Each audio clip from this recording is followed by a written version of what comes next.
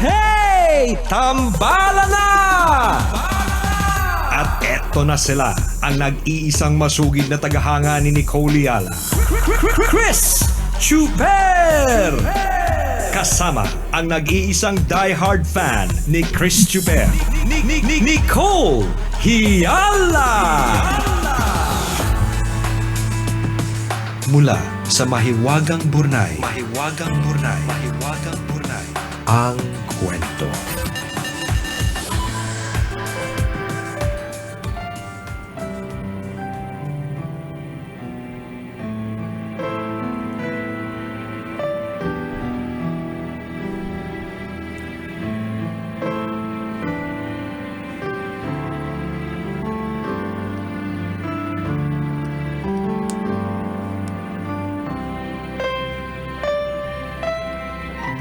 Dear Nicole and Chris, tawagin niyo na lang ako sa pangalang Jay.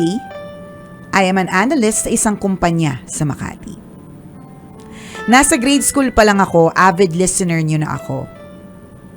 Ngayon 26 years old na ako, nakikinig pa rin ako sa inyo habang working from home.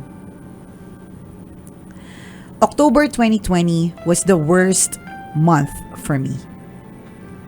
Kasagsagan ito ng pandemic. Nawalan ng trabaho ang tatay ko at walang mahanap na trabaho ang bunso namin. Kami lang ng ate ko ang kumikita at kailangan naming pagkasyahin ang sweldo namin sa lahat ng gastusin sa bahay. Mabuti na lang, I have Maggie. At naihihinga ko sa kanya ang mga problema ko. Legal kami on both sides and we were very much in love with each other. Every now and then, hinihiling ni Maggie na magkita kami. Sabi ko wag muna kasi baka tamaan kami ng COVID. May edad na ang parents ko at natatakot ako na baka unknowingly makapagdala ko ng virus sa bahay. Isa pa, kapag nagka-COVID ako, hindi ako makakapagtrabaho at walang kakainin ang pamilya ko. Saka kapag lumabas kami, syempre gagastos. Dahil limitado ang funds, yung gagastusin ko sana sa paglabas, ibibili ko na lang muna ng ulam at bigas. That time I was very stressed. Graveyard shift ako kaya laging puyat. Iniisip ko lagi kung paano pagkakasyahin ang sahod ko sa napakaraming gastusin. Sa sobrang stress, nalagas ng kaunti ang buhok ko. Hindi ko na sinabi kay Maggie kasi ayoko na makadagdag pa sa mga iniisip niya. I am sure she has her own set of worries. Still, Maggie kept insisting na magkita kami. Nakiusap ako sa kanya. Sabi ko, please intindihin mo naman ako. Nandito lang naman ako sa bahay and ina-update naman kita sa lahat ng ginagawa ko. Patapusan muna natin itong pandemic. I promise kapag wala ng COVID, babawi ako. Uunahin ko lang muna ang pamilya ko. Hindi naintindihan ni Maggie ang sitwasyon ko. Nakulitan ako at nainis kaya kahit mahal ko, nagdesisyon ako makipaghiwalay. Honestly, hanggang ngayon hindi ko alam kung tama yung ginawa ko. I still love her. Sinustok ko pa rin siya sa FB and IG. Ang hirap palang itapon ng 2 years and 6 months. Pero minsan naiisip ko, baka hanggang doon na lang talaga. Salamat sa pag-share ng pandemic heartbreak ko, Tambalan. God bless and more power and stay safe palagi. Marami kayong pusong napapasaya kahit yung mga basag katulad ng sa akin. Ang inyong tambalanista, Jay.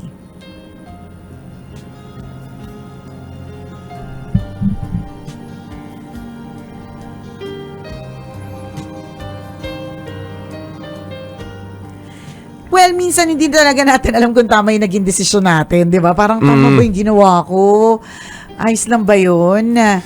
Pero kung may kapanatagan kasi ng puso, masasabi mong tama. Pero kung di panatag yung puso mo pero nagawa mo na, minsan kailangan mo na lang din talagang panindigan. Pwede rin. Yun na lang din talaga kasi 2022 na.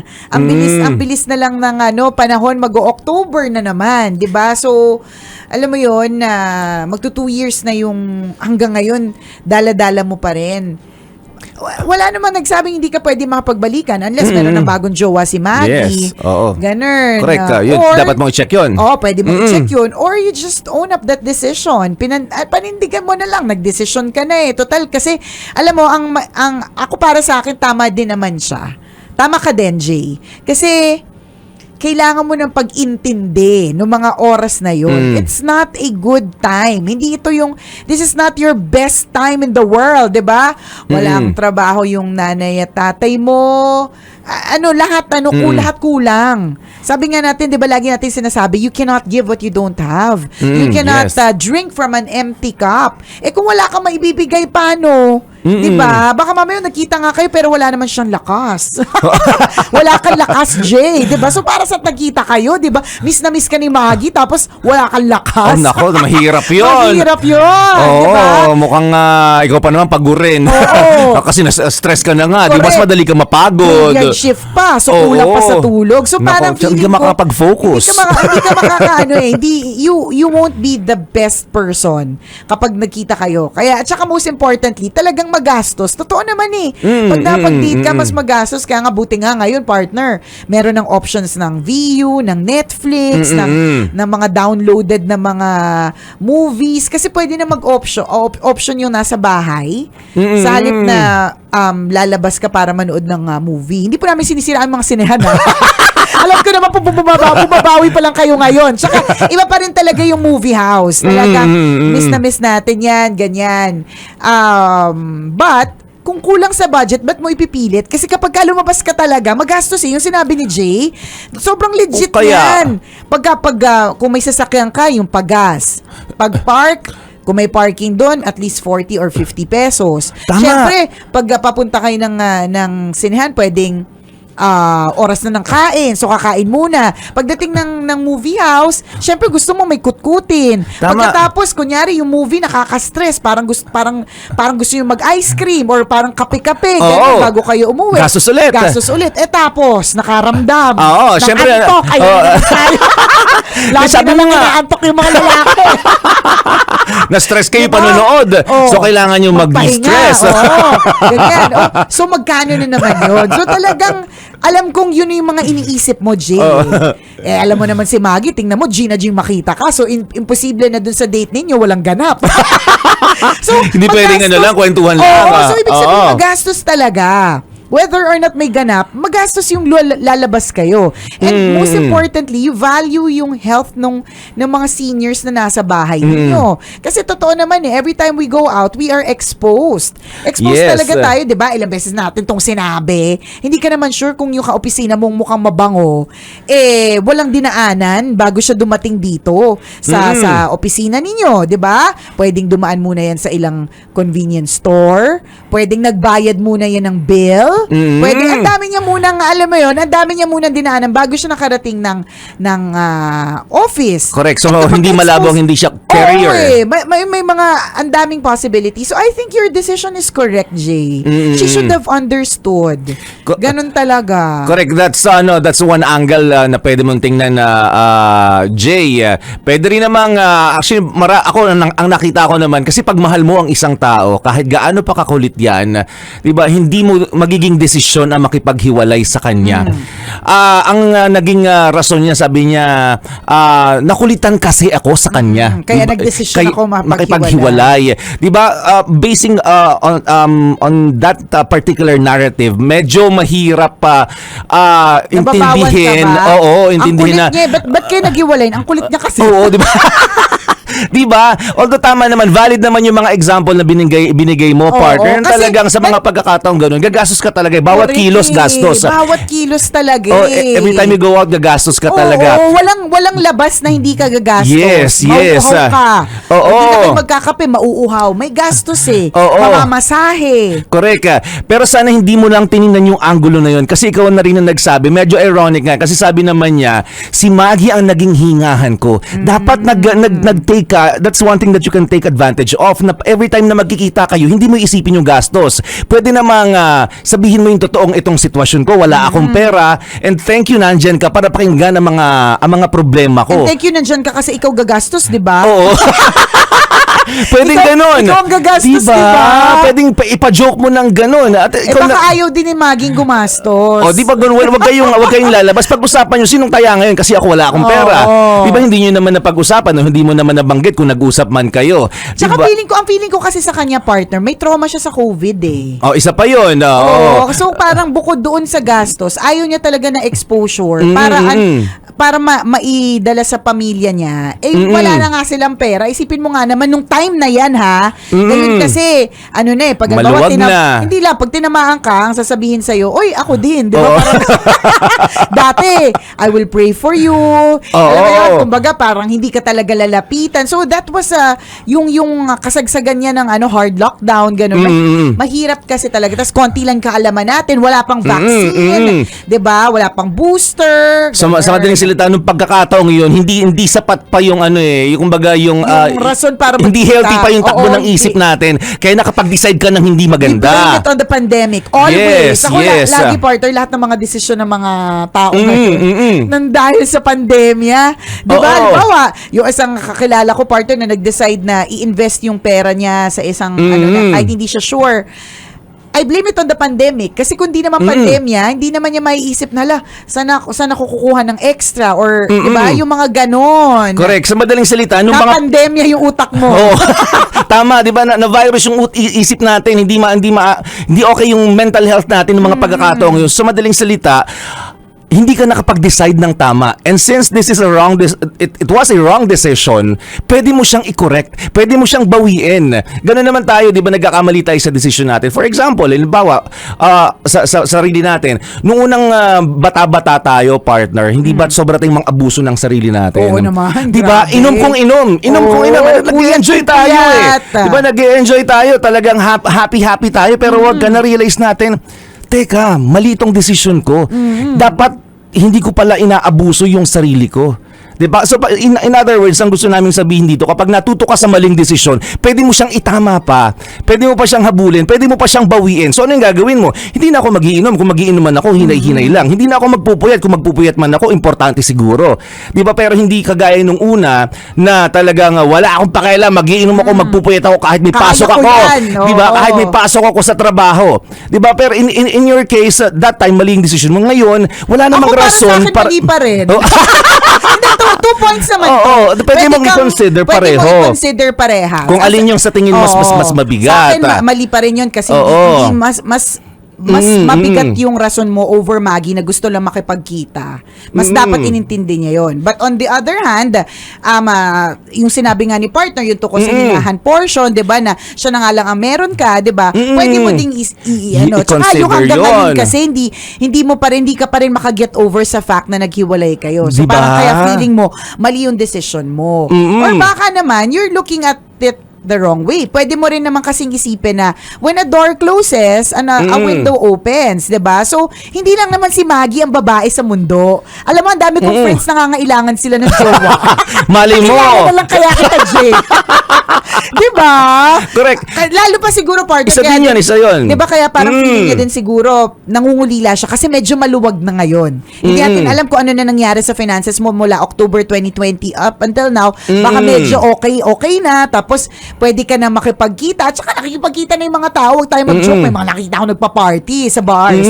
Sabi nga, open na daw lahat ng comedy bar. So, kumbaga parang, ano na to normal. Tapos parang I believe, hindi pa I believe. I'm not sure. Pero balita ko, alert level 1 na bukas. So, alam mo yun, ano na eh, nakakaramdam ka na, hala, biglang wala akong jowa kasi kung kailan ako buryong, saka ako nagdesisyon. Kaya siguro, ganyan siya ngayon. Pero, Maggie is not the only girl in the world. Yun lang yung gusto ko sabihin. If you wanna go back to her and she's still available, bakit hindi? Yes. At kung talaga mahal din ka pa din naman ni Maggie, intindihin mo yung pagkaburyong mo nun. Pero, hindi lang siya yung huling babae. Yun lang yun. Again, uulitin ko, may mga friends ako nangangailangan. Malay mo, di ba? Isa sa mga friends ni Nicole, yung maging jowa mo. Ako, Jay. So, ikaw ang Yung isa doon tumantya. mayaman. Naku, ang daming single talagang achiever. Oo, correct. Malay mo. Jay. Again, decision mo yan. Pero ikaw na rin sabi mo nga, mahal mo pa rin naman si Maggie. So, ikaw yung makakatansya ng bawat sitwasyon. Kami naman yung sinabi namin, base lamang sa kwentong ibinigay mo Correct. sa amin. Ako naman, as isang angulo din na pwede nating tingnan, yung paniniwala na kapag nagkamali kasi tayo sa isang desisyon, lalo nating pinahalagahan ng isang bagay, ang isang tao. Di ba, ikaw halimbawa, di ba nung nawala sa'yo si Maggie, Saka mo naisip, di ba? wala na pala ako hingaan. Napaka-importante pala nung taong yun kasi siya yung takbuhan ko kapag may problema ako. Hindi ba't mas nabigyan mo siya ng value nung nawala siya?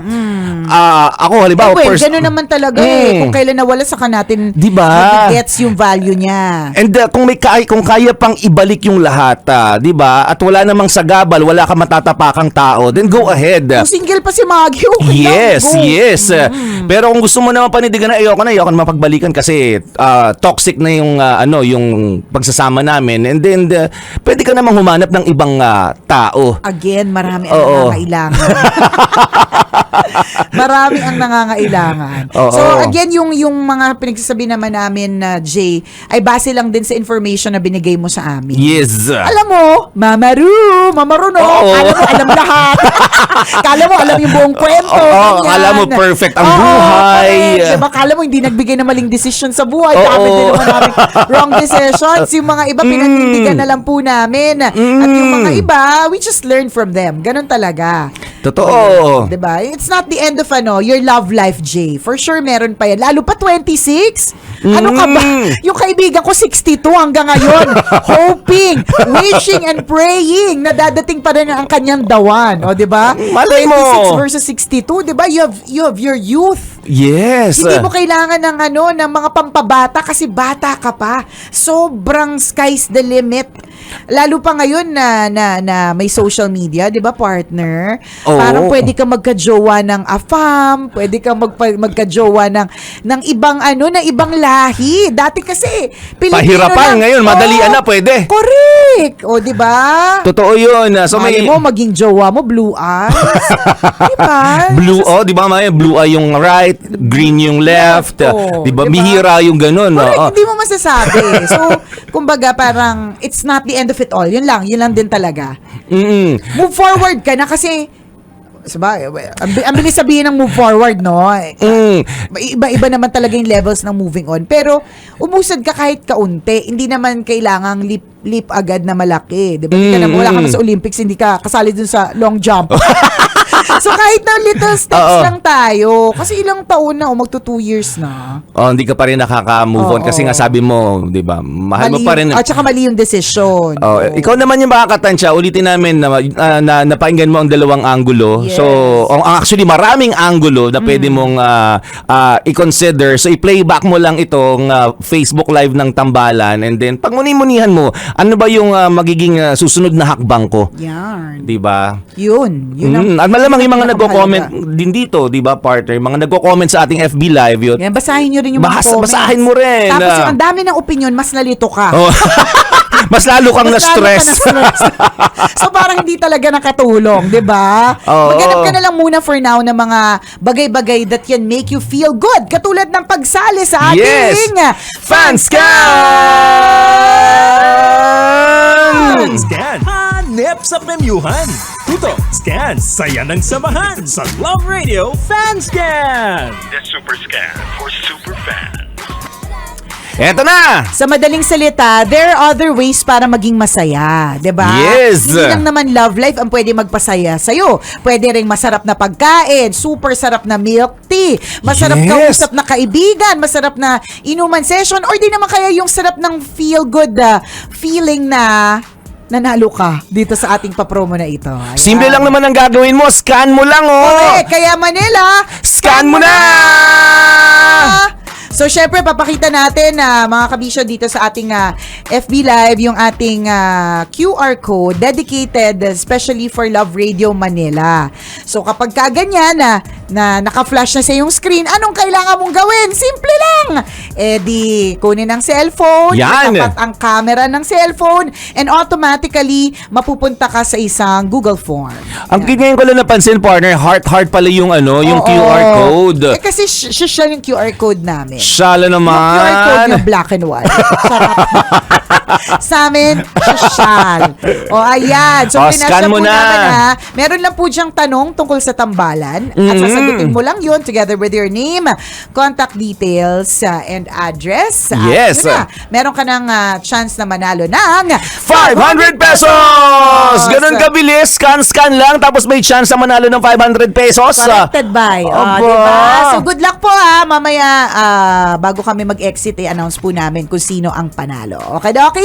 Maraming salamat sa iyo, Jay, for sending your story. At kung ikaw ay meron ka ring kwento na gusto mong i-share sa amin, pwede mo kaming i-email. Send your stories at Mahiwagang Burnay Story at gmail.com. Mali mo, kwento mo na ang ating pag-uusapan sa mga susunod na araw, kaya send mo na yan, kabisyo. Muli ako po si Nicole Yala. At ako naman si Cambio King Chris Chuper. Papaalala, Walang matatag na relasyon sa malanding na determinasyon. Yun!